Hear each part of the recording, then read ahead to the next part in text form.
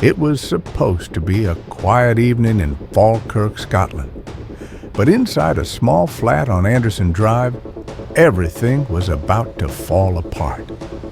21-year-old Dionne Christie and her boyfriend Jevin Haig had been arguing for hours.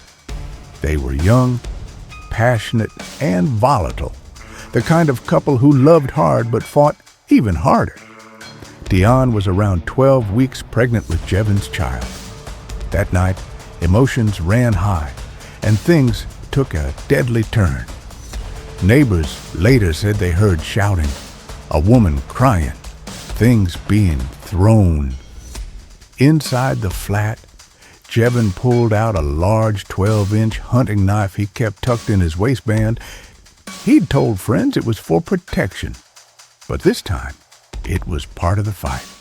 In the heat of the moment, Dionne grabbed the blade. What happened next took seconds. A single thrust, one wound, deep in Jevin's chest. The knife pierced his heart. When the noise stopped, the silence was heavier than anything that came before it. Jevin collapsed, bleeding out on the floor.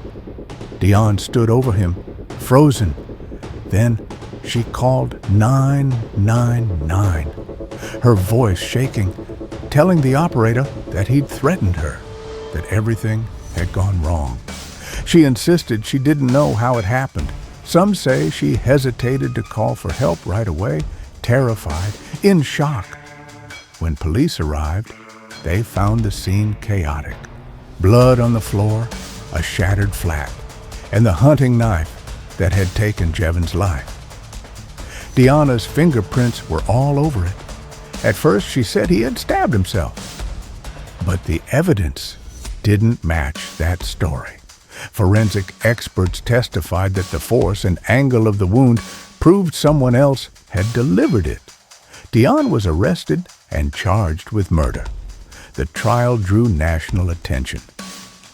Dionne, young and visibly emotional, sat through weeks of testimony about what really happened that night. The prosecution painted her as violent, unstable, a woman who snapped and killed her boyfriend. But the defense told another story, that Jevin had been aggressive, that Dionne was scared, cornered, and acted out of panic, not hatred. When the jury returned, they didn't call her a murderer. Instead, they found her guilty of culpable homicide, Scotland's version of manslaughter. They believed the killing wasn't planned, but happened in the heat of a fight. In May 2025, the judge sentenced Dionne Christie to 8 years and 6 months in prison. The courtroom was silent as he spoke. He told her that a young man was dead and a child would grow up without both parents, one buried, one behind bars. Even the judge admitted it was a tragedy with no winners. Today, Dionne sits in prison, not a cold-blooded killer, but a woman whose life spiraled out of control in one terrible moment.